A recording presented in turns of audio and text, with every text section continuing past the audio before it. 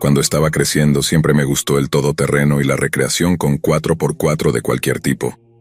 Hace un par de años, estaba saliendo con una chica, y ella me convenció de que necesitábamos un RZR, uno de esos carritos de golf todoterreno. Siempre me habían gustado y siempre pensé que eran geniales. Todo lo que necesitaba era un poco de ánimo para tener uno en mi garaje. Bueno, cuando lo compramos, fue todo un éxito en mi familia. A mis padres les encantó, a mi hermano y hermana les pareció súper genial, y todos lo mencionaban cada vez que hablaban conmigo. Se volvió común que cada semana le diera un paseo a alguien, ya fuera mi tío, la familia de mi novia, o quien quiera que estuviera cerca y quisiera dar una vuelta. Honestamente me encantaba esa cosa. Era ruidosa, llamaba la atención y la pinté completamente de negro para que pareciera el batimóvil. A mis sobrinas y sobrinos les encantaba esa parte. En cuanto a mí, estaba haciendo mucho más todoterreno que nunca, tanto que comencé a explorar muchos lugares, senderos que se ramificaban en el Blue Ridge Parkway. Si eso no lo revela, vivo en Carolina del Sur. Uno de estos senderos realmente despertó mi interés, ya que la red de caminos era compleja y la naturaleza era densa. Sentía que tal vez había algunos sitios antiguos, potencialmente no descubiertos, de indígenas. Pasaba cada vez más tiempo explorando, conduciendo de cresta en cresta, viendo qué había por descubrir. Un día recibí una llamada de mi hermana. Me pidió si podía dejar a su hijo en mi casa, que en ese momento tenía unos 2 años. Su nombre es Josh, y yo era el niñero de guardia. Josh y yo nos llevábamos muy bien. Él era un poco selectivo con quién pasaba su tiempo, así que cada vez que mi hermana necesitaba un momento, me llamaba y lo dejaba en mi casa. Mi novia, Tara, y yo estábamos a punto de ir a las colinas y le dije esto a mi hermana, quien dijo que estaba bien, que a Josh le encantaría dar vueltas en el batimóvil. No estaba en contra de esto, como dije antes. Me encantaba dar paseos a mis amigos y familiares en el RZR. Y sí, antes de que te preocupes demasiado, tenía múltiples asientos para niños que podía instalar en la parte trasera. Se llaman asientos de refuerzo. Tenía un par para diferentes edades y tamaños. Josh montaba en el pequeño y le encantaba. Salimos a mi tramo del bosque, empezamos a recorrer los senderos, al principio con calma, pero pronto comencé a hacer escaladas verticales salvajes. Josh gritaba y reía todo el tiempo en la parte trasera. Incluso Tara gritaba como si estuviéramos en una montaña rusa, con los brazos en el aire y todo. El sendero eventualmente se bifurcó y solo había explorado el camino del este. El pequeño sendero que iba a la izquierda me era totalmente desconocido, y quería mantener la diversión, así que elegí ir por ese camino esta vez. Mantendría el terreno fresco y emocionante para hacer algunas buenas maniobras todoterreno. Poco sabía que estaba conduciendo hacia una de las peores pesadillas de mi vida. El sendero subía y pasaba por una ladera, luego bajaba a un pequeño valle ondulante. Podía ver los senderos cruzándose en todas direcciones, los árboles nos flanqueaban por todos lados y en el fondo, un poco de agua brillaba hacia nosotros. No podía decir si era un arroyo o solo un estanque, pero de cualquier manera, estaba emocionado de encontrar un nuevo terreno. Presioné el pedal y nos adentramos más en el valle. En general fue un gran día. Seguimos explorando y encontramos algunas cosas interesantes antes de finalmente decidir parar para almorzar. Encontré un lugar plano y agradable en el claro. Cuando apagué el motor pude escuchar el murmullo de un arroyo cercano. Los pájaros y los insectos hacían todo tipo de ruidos a nuestro alrededor. Josh aplaudía y celebraba todo. El lugar en sí era sereno, así que instalé algunas sillas, una mesita y todos los refrigerios que habíamos traído. Este sería nuestro pequeño lugar de descanso hasta que nos aburriéramos y quisiéramos seguir moviéndonos. A Tara le encantaba relajarse en el bosque profundo, y a Josh y a mí nos gustaba andar a pie, mirando rocas y minerales. Tal vez incluso encontraríamos una punta de flecha. Todo sucedió tan rápido. Recuerdo claramente jugar con Josh, persiguiéndolo por el claro. Luego nos sentamos para un refrigerio y luego volvimos a jugar. Estábamos hablando mientras jugábamos con Josh, así que me distraje por un momento. No pudo haber sido más de 1 minuto. Ambos estábamos mirando alrededor y preguntándonos dónde estaba el niño. Podíamos escucharlo pisoteando, así que al principio no nos asustamos. Tenía que estar cerca. Aún así, ninguno de los dos podía ver a este niño durante unos 15 minutos. Mientras nos movíamos y buscábamos, gritando su nombre, Comenzamos a sudar de nerviosismo. Empezamos a entrar en pánico un poco. Quiero decir, ¿qué demonios? ¿Por qué no podemos encontrarlo? Comencé a pensar en la conversación que tuve con mi hermana. Sí, salimos afuera y de repente desapareció. Me di la vuelta y boom, no pude encontrarlo. Estoy seguro de que está en algún lugar y pronto recibiremos una llamada. De repente desapareció. Esa frase resonaba en mi cabeza tan fuerte que apenas podía ver. No era que hubiera perdido a mi propio hijo, sino al de otra persona. Tendría que explicarle esto a alguien y esperar que entendiera si no lo resolvía rápidamente. «¡Hey!», gritó Tara. «Creo que lo veo». Me lancé entre los arbustos, me rasqué la cara y la ropa solo para poder seguir su voz más de cerca. Vi hacia donde estaba mirando Tara. Seguro, ahí estaba Josh. Tenía la espalda hacia nosotros y estaba caminando en la otra dirección. Como dije, Josh apenas tenía 2 años en ese momento, pero era muy móvil. Tenía estas pequeñas botas con las que podía correr y incluso ahora estaba poniendo algo de distancia entre nosotros. Aceleré el paso ahora que podía verlo. Esta era mi oportunidad de calmar mi ansiedad y corregir toda esta situación. Luché entre los arbustos y zarzas hasta que finalmente extendí la mano y agarré su pequeña camisa de franela. Se inclinó y luego cayó de culo. Se volteó y me miró. «Hey, pequeño hombre», dije. «¿Qué haces aquí?» «Mamá», dijo y luego señaló hacia el bosque. «No, tu mamá está en casa. Solo estamos tía Tara y yo aquí», le expliqué. «No, mamá», dijo de nuevo. Negué con la cabeza y me reí, y justo cuando lo hice miré hacia arriba. Había una persona entre los árboles a no más de 6 metros de nosotros. Estaba parada detrás de un tronco grueso, asomándose para mirarnos. Al principio no podía creer lo que estaba viendo. Pensé que estaba alucinando. Mis piernas comenzaron a aflojarse y tambalearse al tener 2 realizaciones. Una, esta era obviamente la razón por la que Josh estaba diciendo, «Mamá, había una mujer aquí». Y 2, ella debía haber estado atrayéndolo hacia el bosque. ¿Por qué más habría estado alejándose de nosotros tan rápido? Estaba en un estado total de shock. Apenas noté que Josh se había soltado de mi agarre y reanudó su misión hacia esta extraña. Ella lo vio caminando, así que salió de detrás del árbol y comenzó a acercarse a él. La observé con incredulidad mientras esta mujer se agachaba. Levantaba a Josh con sus brazos y lo cargaba sobre su hombro. Luego, sus ojos se dirigieron a mí. Sonrió y luego comenzó a correr entre los árboles. Josh reía, sin darse cuenta de lo que realmente estaba sucediendo. «¡Hey!», finalmente grité. Me di la vuelta, pero Tara ya estaba allí, atravesando los arbustos como una loca. Había estado viniendo detrás de mí justo a tiempo para ver lo que estaba pasando y, por lo tanto, actuó de inmediato. Evalué a la mujer frente a nosotros, que honestamente no estaba ganando mucho terreno. Estaba claramente loca, probablemente una vagabunda de algún tipo, y simplemente se encontraba vagando por los senderos. No es tan raro en el área. Algunas personas extrañas terminan en el campo. Había un problema, sin embargo. Tara fue por un lado del árbol y yo fui por el otro. Flanqueamos a esa mujer forzándola a detenerse. Josh no parecía tan entretenido ahora. Podía ver el pánico en nuestras caras. Comenzó a retorcerse y resistirse, e incluso comenzó a llorar un poco. «¿Qué demonios estás haciendo, señora?», le grité. «¿Qué haces aquí?». «Nada, pensé que estaba perdido», respondió. Podía decir por la mirada esquiva en sus ojos que estaba mintiendo.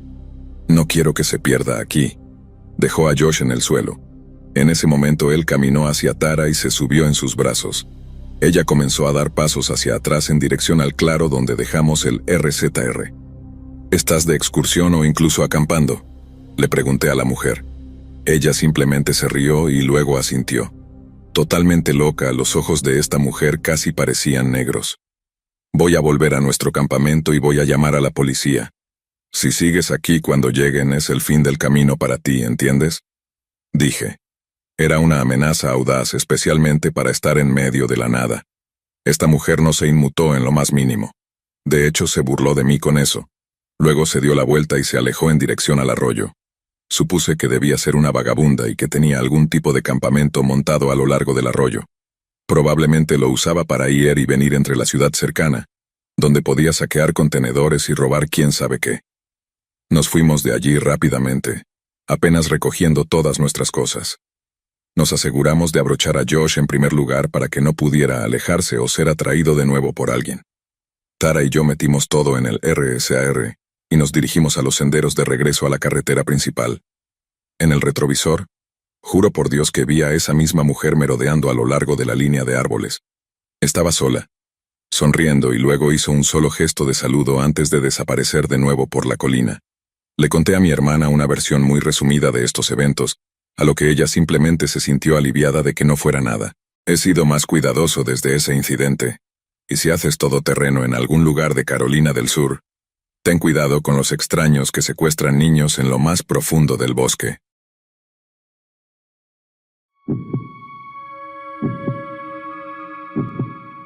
Mi hermano y yo somos competitivos en casi todo. Carreras, levantamiento de pesas, peleas, beber, lo que sea, lo discutiremos. Ninguno de los dos es el mejor en nada de eso, solo queremos ser mejores que el otro. Kevin, mi hermano, es mayor que yo por 4 años. Una cosa que siempre tomamos en serio fue la caza y la pesca. Crecimos haciéndolo y realmente se convirtió en parte de nosotros. Siempre disfrutábamos los días en que uno de nosotros conseguía una presa o una captura y el otro no. Era casi como un verdadero testimonio de nuestra hombría. Cosas de chicos, lo sé, pero era parte de crecer y nos hacía mejores en lo que nos proponíamos. Bueno, más adelante en la vida, tomamos caminos diferentes y por mucho tiempo también.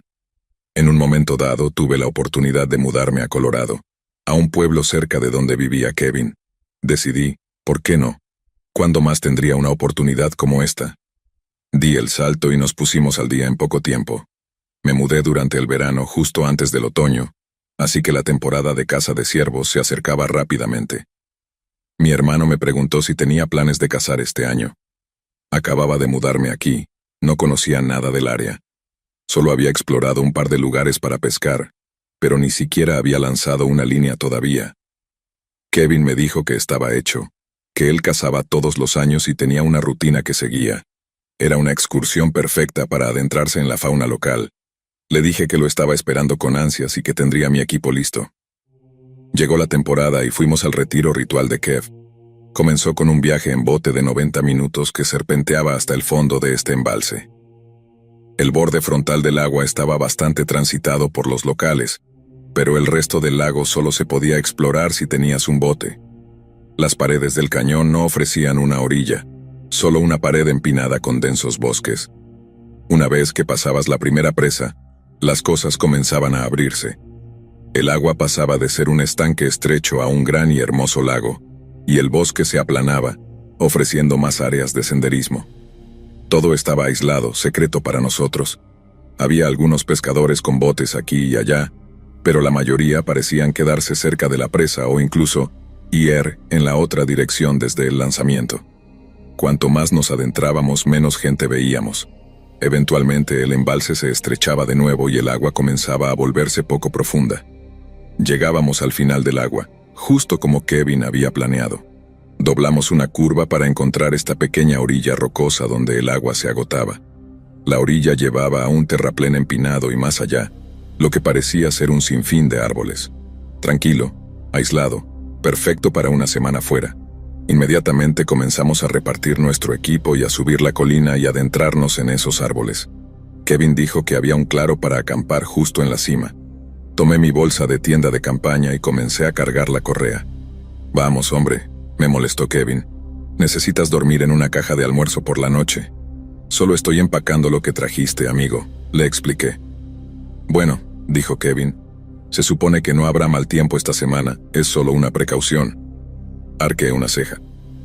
«¿Qué dices si dejamos la tienda de campaña en el bote y la pasamos mal como en los viejos tiempos?», preguntó. Asentí. «Suena divertido. El primero que se rinda tiene que cocinar el resto del viaje», añadí. Nos dimos la mano y comenzamos la primera subida por la colina. Solo llevé mi mochila, mi saco de dormir y un rifle en ese primer viaje. No estaba seguro de lo que encontraríamos en la cima. Fue, honestamente, increíble. Kevin había construido un campamento rústico con troncos y madera que talló con hachas y una motosierra. Había una mesa, sillas y más sillas alrededor de un enorme fogón. Había un sistema de estanterías entre un trío de árboles e incluso un poste de baño más adentro del matorral. Era uno de los campamentos más impresionantes que he visto, todavía hasta el día de hoy. Al ver que estaba seguro, dejé mis cosas y volví por el resto. Después de 2 viajes cada uno y 4 en total, llevamos todo hasta el campamento. Luego nos pusimos a las tareas, recoger leña, partir troncos y preparar la cocina. Kevin incluso tenía un sistema de altavoces que colgaba de algunos árboles para poner música cuando quisiera. El primer día fue enteramente para tareas, y después de 6 horas de poner todo en su lugar, el sol comenzaba a ponerse, enfriándose. Teníamos un buen fuego de campamento encendido, con los pies levantados mientras bebíamos la primera de muchas cervezas. Cocinamos algunas costillas, un poco de chili, y comimos como reyes en esas grandes sillas talladas a mano que Kevin había hecho él mismo, con las estrellas brillando arriba y los altos árboles bailando a la luz del fuego. Casi se sentía como una película. Estaba tan en paz que olvidé que estábamos allí para hacer algo más que relajarnos. Estaba tan desarmado por la belleza y la conversación que ninguno de los dos notó las nubes que se acercaban ni la bajada de la temperatura. Beber 6 o 7 cervezas probablemente no ayudó tampoco, así que nos metimos en nuestros sacos de dormir junto al fuego esa noche. No teníamos idea de lo que nos esperaba. Al principio era ligero, solo lo suficiente para hacerme dar la vuelta y subir el saco de dormir sobre mi cabeza. Para cuando me despertó, ya era un aguacero total. Todo se estaba empapando. Miré hacia arriba y podía ver la figura dormida de Kevin. De hecho, podía oírlo roncar a través del sonido de la lluvia. «Oye, despierta, está lloviendo a cántaros», grité. Se levantó de inmediato. «Noah, en un orinal», gritó de vuelta. «¿Cuánto tiempo lleva lloviendo?» «No lo sé, hombre, pero tenemos que encontrar algo de cobertura». Ambos nos levantamos y hicimos lo primero lógico: encender algunas luces.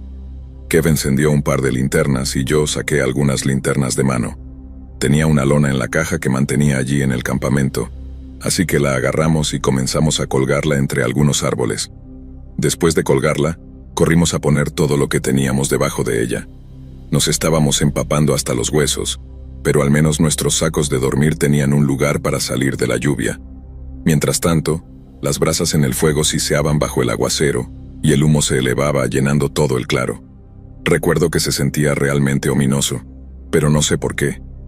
De todos modos, después de poner todo lo que pudimos fuera de la lluvia, decidimos que era hora de armar la tienda de campaña. Kev me dijo que corriera y comenzara a descargarla, que él vendría en un minuto. Quería bajar un altavoz antes de que se arruinara por completo. Me abrí camino entre los árboles y llegué a la pendiente que me llevó al bote. La ladera estaba iluminada por una luz plateada de la luna y la linterna que tenía. Pude ver el bote varado en la orilla, así como todo lo que había dentro. Había algo más allí también, de pie antes del borde del bote. Era una figura negra como la tinta, definitivamente tenía que ser un hombre, pero lo suficientemente difícil de distinguir de otra manera. Estaba revisando nuestras cosas y arrastrando el bote hacia el agua. Parpadeé y me froté la lluvia de los ojos. No podía creerlo. Al mirar me di cuenta de que quien estuviera allí era enorme. Parecía tener casi 2 metros y algo de altura. El bote de mi hermano era bastante grande y con el peso adicional del equipo sobrante dentro, pesaba bastante. Esta persona estaba manejando el bote en la orilla como si nada, sin problemas. Una persona muy grande y muy fuerte. No tengo idea de por qué necesitaba un bote. «Oye, fuera de aquí», grité colina abajo, pasando por el rayo y la lluvia. «Lárgate de aquí».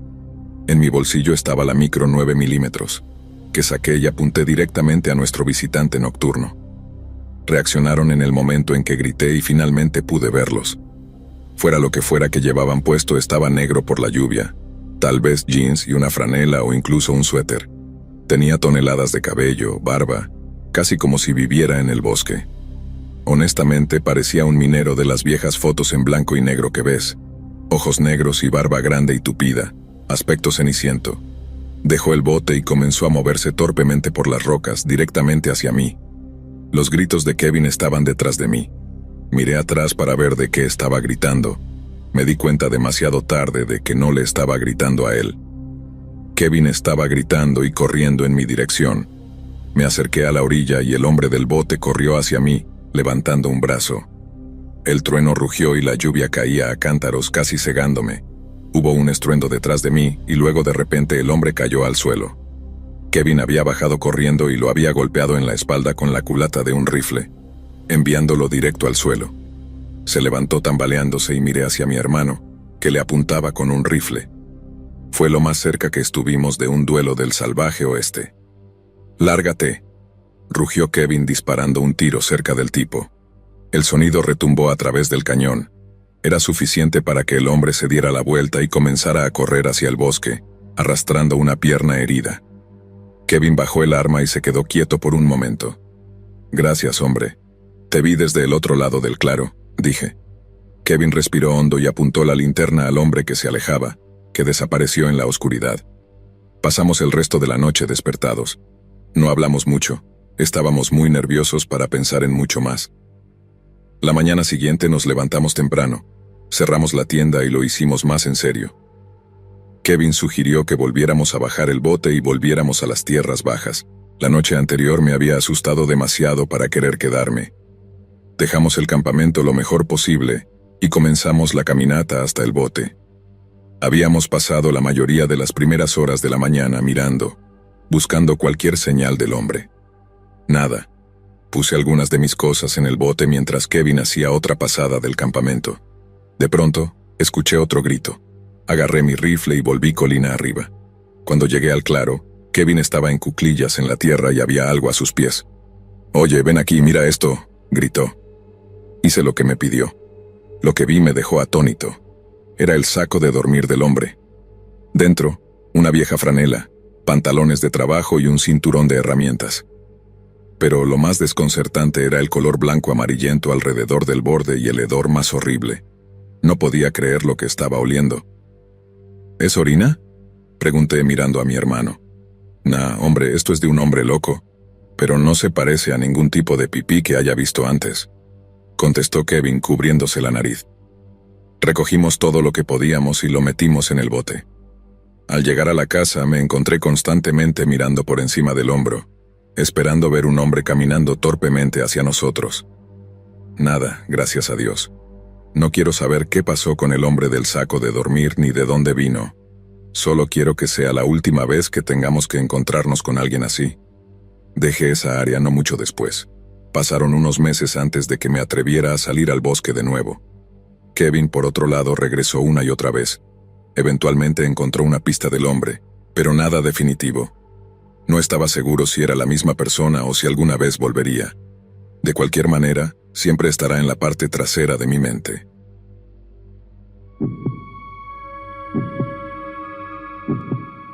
Mi compañero de cuarto y yo realmente no manejamos la cuarentena muy bien. Teníamos demasiado tiempo libre en nuestras manos, y el hecho de que todos los negocios estuvieran cerrados significaba que literalmente no había nada que hacer. Empezamos caminando de un lado del pueblo al otro, lo que pronto nos llevó a explorar los pequeños cinturones verdes entre los vecindarios, y finalmente a hacer senderismo a gran escala. Básicamente vivíamos en el bosque durante la cuarentena. Pasábamos los días allí, lloviera o hiciera sol, bebiendo cervezas, recogiendo basura, nadando y simplemente tonteando. Comenzamos a hacer algo que suena extraño decir en voz alta, pero en ese momento nos mantenía realmente cuerdos. Nos adentrábamos en el bosque, nos quitábamos los calcetines y los zapatos, y caminábamos en silencio hasta esta pequeña laguna donde nos tumbábamos. Era increíblemente meditativo y me encantaba vagar descalzo.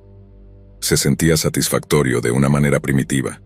Así que cuanto más vagábamos así, más en sintonía estábamos con el bosque a nuestro alrededor. Sin el parloteo entre nosotros y el pisoteo descuidado de botas, nos convertimos en parte del bosque de una manera extraña. También definitivamente ayudaba que estaba completamente drogado la mitad del tiempo. Sorprendíamos a la gente bastante a menudo sin siquiera intentarlo, pasando a un par de metros antes de que siquiera nos notaran. Era como si nuestros instintos empezaran a tomar el control.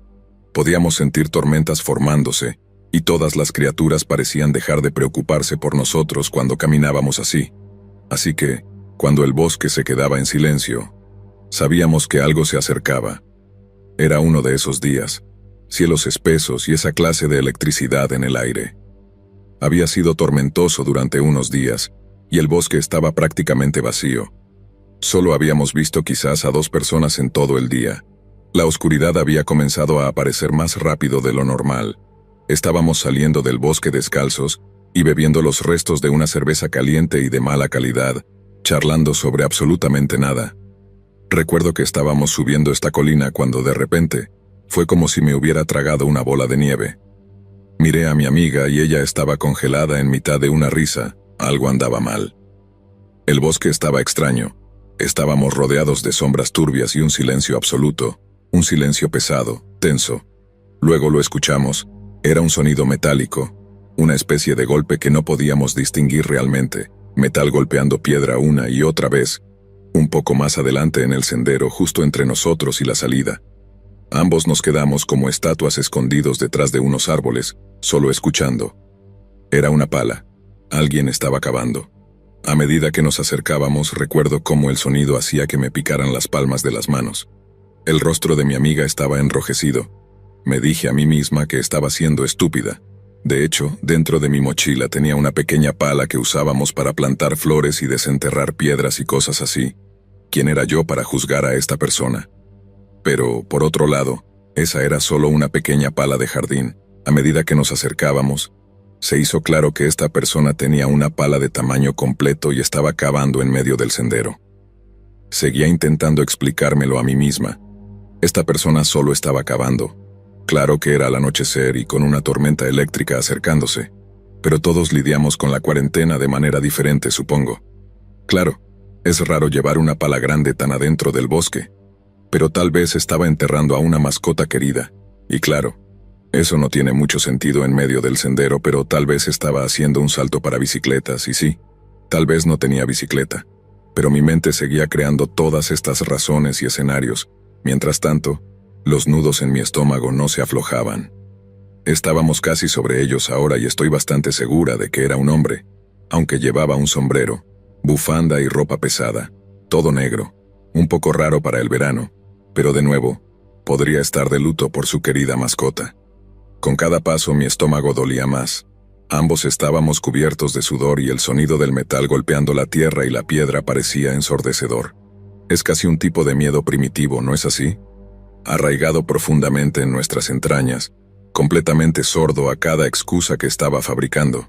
Estábamos caminando un minuto, contando chistes y bebiendo cerveza, y de repente, era como si cada neurona estuviera disparando, cada músculo tenso hasta el punto de romperse. Mi mente corría y estaba tomando nota de todo a mi alrededor. 2 chicas descalzas en trajes de baño y overoles, 2 latas de cerveza vacías. Yo tenía una bolsa llena de basura y una mochila con cosas al azar. Mi amiga sostenía nuestro cubo de piedras, aunque eran piedras delgadas y planas para hacerlas saltar, no para defensa personal. Tenía un spray de pimienta enterrado en alguna parte de mi mochila, pero para consternación de mi madre apuesto a que no podría acceder a él fácilmente. Se siente tan insano al mirar atrás ahora. Nunca he estado en una pelea, nunca he levantado la voz. Paso la mayoría de mis días hablando con niños pequeños sobre la regulación emocional, y sin embargo de repente estaba contando lo que tenía a mano que podría usarse como arma contra un completo extraño. Todas esas excusas que había fabricado para él se habían desvanecido y solo una quedaba. Tal vez este presentimiento esté equivocado, tal vez esté haciendo una de 1.000.000 de cosas, tal vez se sentiría incómodo o avergonzado al vernos huir, pero ¿y si ese presentimiento es correcto? ¿Cuál es el costo si es correcto? Si pasamos y él balancea esa pala, ¿qué entonces? ¿Qué nos costarían esas excusas? Algo cambió. Realmente no sé qué fue. Se sentía como una situación de alto voltaje, una sola chispa en una habitación llena de gas. Mi amiga se puso pálida y las primeras palabras que intercambiamos en todo ese tiempo fueron: no lo mires, solo corre. Corrimos. Nos adentramos en el bosque y fuera del sendero, cerca del agua.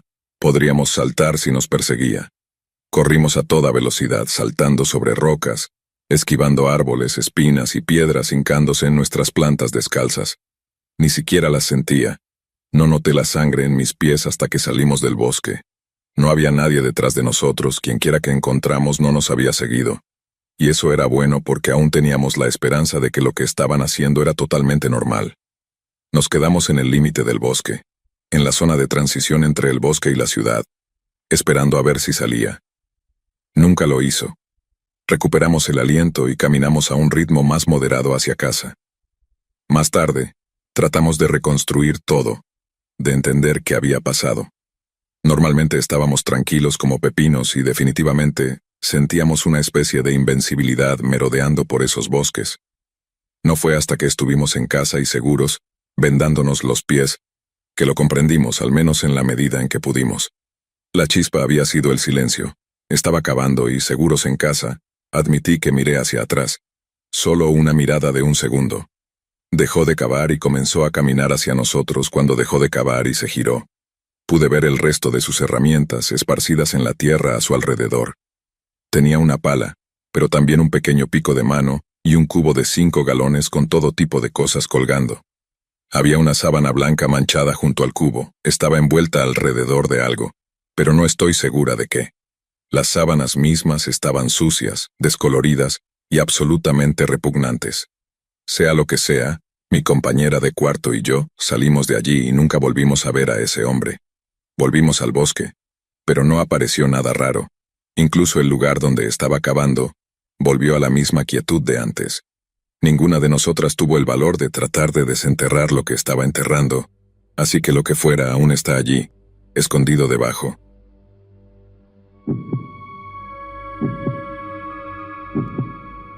En 1991, un niño de 12 años llamado Jared Negretti fue de excursión en un viaje de campamento con su tropa de Boy Scouts, que consistía en otros 14 niños. Estaban caminando hacia la cumbre del monte San Gorgonio, en el Bosque Nacional de San Bernardino en el sur de California. Jared era de estatura baja y corpulento. Alrededor de las 6 p.m., a unos 305 metros de la cumbre, otro grupo de excursionistas vio a Jared rezagado y notificaron al jefe de los Boy Scouts en la cumbre. Dijeron que lo vieron acortando los zigzags del sendero en su camino hacia abajo, y se le había dicho que no lo hiciera y que se mantuviera en el sendero por otros excursionistas. El jefe scout, un excursionista experimentado, dijo que recogería a Jared en su camino de regreso. Sin embargo, cuando finalmente pudo descender la montaña para recoger a Jared, no lo encontró por ningún lado. Tan pronto como el jefe scout se dio cuenta de que Jared había desaparecido, llevó a los otros Boy Scouts de regreso al campamento base y luego caminó unos 8 kilómetros en la oscuridad para pedir ayuda. Los diputados del sheriff, junto con equipos de búsqueda y rescate, comenzaron a buscar en un área de 337 kilómetros cuadrados en el área silvestre de San Gorgonio, un terreno muy rocoso en el borde de los árboles. En 3 días, su búsqueda se centró en un área de 16 kilómetros cuadrados donde se encontró una huella que se creía que coincidía con uno de los zapatos tenis altos de Jared. Los buscadores también descubrieron envoltorios de carne seca y dulces que se creía habían sido dejados por Jared, y quizás lo más importante, encontraron su cámara. En el rollo de película de la cámara se encontraron 12 fotos. La mayoría eran paisajes tomados por el niño cuando aún estaba con la tropa, pero la última muestra un autorretrato en el que parece que apuntó la cámara a su rostro, ayudado por el flash de la cámara. Es posible que haya perdido la cámara cuando se deslizó por una parte del costado de la montaña. Al menos 70 oficiales, algunos transportados por helicóptero y otros a caballo, fueron desplegados. Algunos de los helicópteros incluso estaban equipados con escaneo infrarrojo. Durante las siguientes 2 semanas, hasta 3.000 personas habían registrado 45.000 horas, buscando en 130 kilómetros cuadrados del Bosque Nacional de San Bernardino. Entonces, la pregunta es si se cayó del sendero y se deslizó por el lado de la montaña. Aunque es posible, parece poco probable que su cuerpo no hubiera sido encontrado en el área inmediata alrededor de los zigzags que estaba cortando. Algunas personas piensan que pudo haber sido víctima de un ataque de oso, pero esto también parece improbable, ya que no hubo signos de sangre, marcas de arrastre u otras evidencias vinculadas a ningún ataque animal. Algunos creen que pudo haber sido secuestrado por un depredador, dado que la montaña sigue siendo muy frecuentada por excursionistas hasta el día de hoy, 3 décadas después. Los restos de Jared nunca han sido encontrados.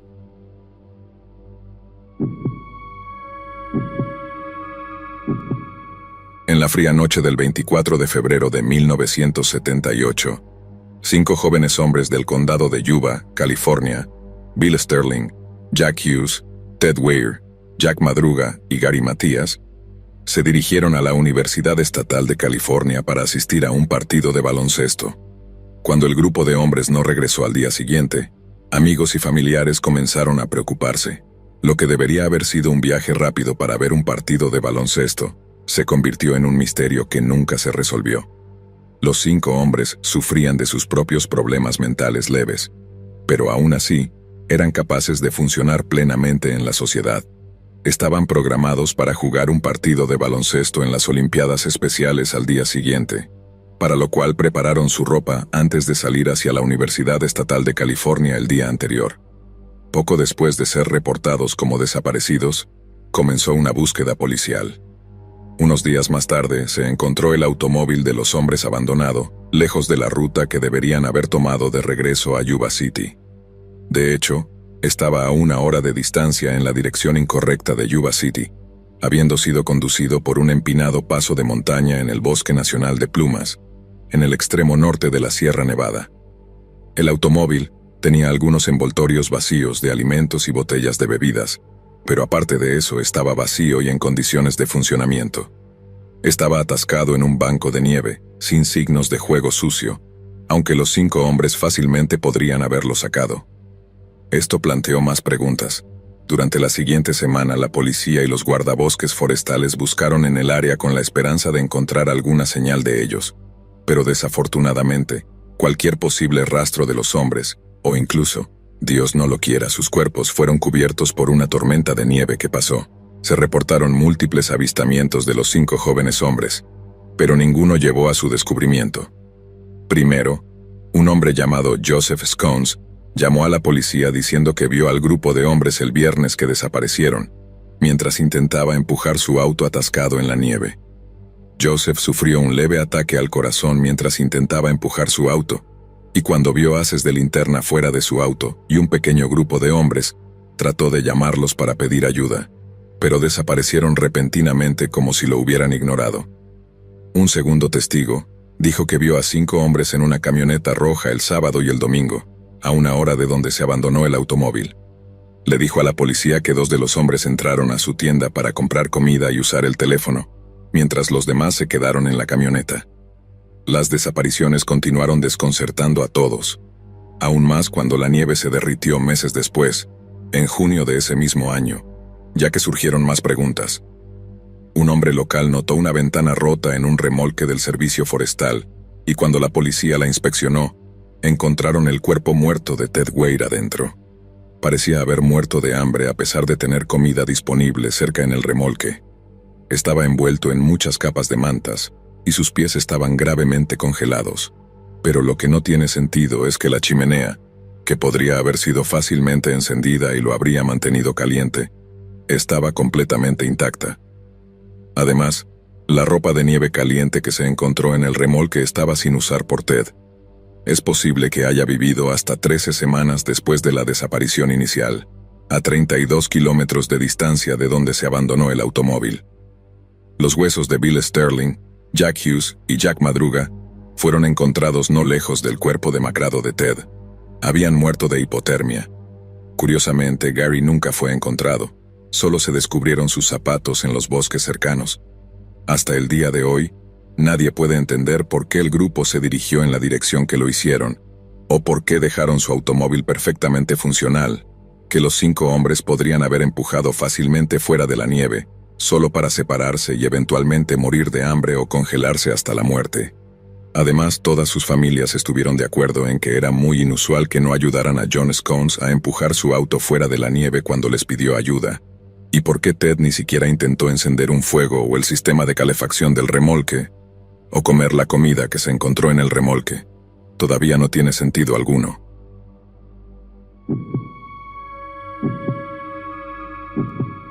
Craig Fryer, de Scotia, Nueva York, tenía 17 años cuando fue visto por última vez en junio de 2004. Era un chico popular con hoyuelos, cabello rojo y una sonrisa acogedora, según lo describían amigos y familiares.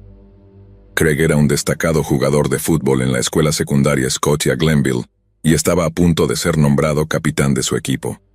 También había conseguido un trabajo a tiempo parcial y su futuro parecía prometedor, con varias universidades interesadas en ofrecerle una beca por sus habilidades atléticas. El mundo parecía estar a sus pies, pero todo cambió el 27 de junio de 2004. Ese día, entró al bosque y nunca más fue visto, retrocediendo un poco cuando Craig consiguió un trabajo en el supermercado Price Chopper en Glenville, Nueva York. Sus padres estaban orgullosos de que pudiera compatibilizarlo con su ajetreado horario. El fatídico día de la desaparición de Craig, sus padres lo vieron salir de su casa por lo que sería la última vez. Sus padres tenían la impresión de que iba a trabajar. Su madre, Verónica, incluso lo vio llevando su uniforme consigo hacia el auto. Sin embargo, cuando más tarde fue al supermercado donde trabajaba Craig, unas pocas horas después de que él saliera de casa para su turno, se confundió al no encontrar rastro de él. Verónica descubrió que Craig había perdido su trabajo en el supermercado después de 2 meses de empleo, y lo había estado ocultando a sus padres.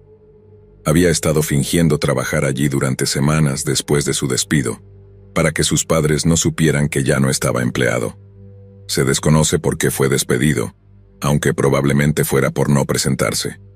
Muy disgustados con su hijo, los padres de Craig llamaron a su novia, ya que dejó su teléfono detrás, sin saber que era su exnovia. La llamaron para ver si sabía dónde estaba él, y al principio ella dijo que no tenía idea, pero después de una segunda llamada por culpa, admitió que había estado con ella.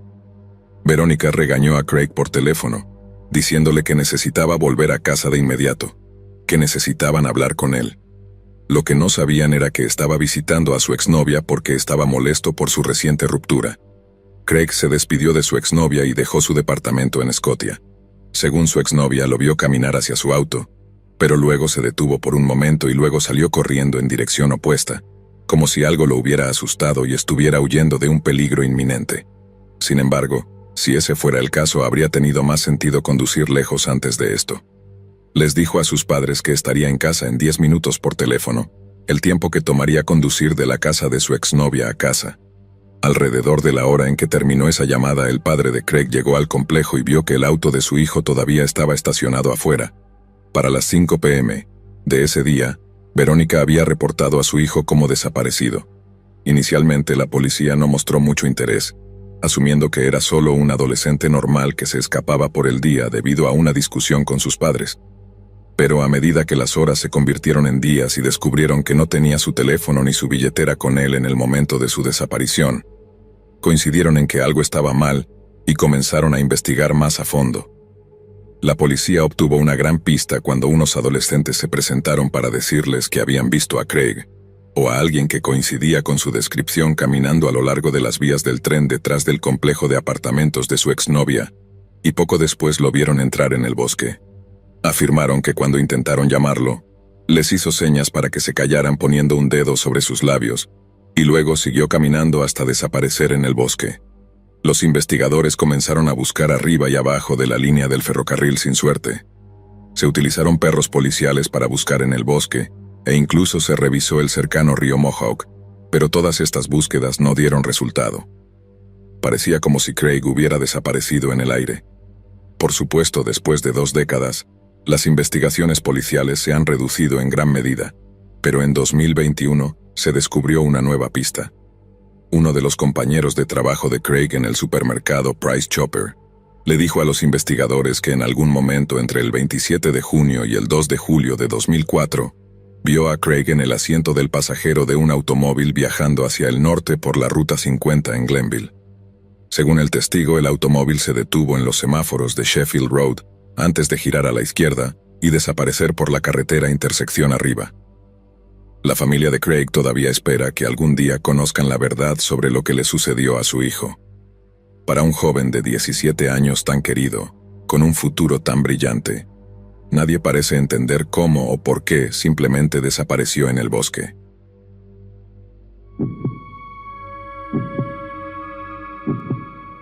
En marzo de 2014, 2 jóvenes holandesas, Chris Kremers y Lisanne Froon, fueron a Panamá de vacaciones para celebrar su graduación. Para hacerlo un poco más perturbador, ambas habían tomado turnos extras el mes anterior para pagar el viaje. Una vez en Panamá, se dirigieron a la ciudad de Boquete, donde fueron alojadas por una familia.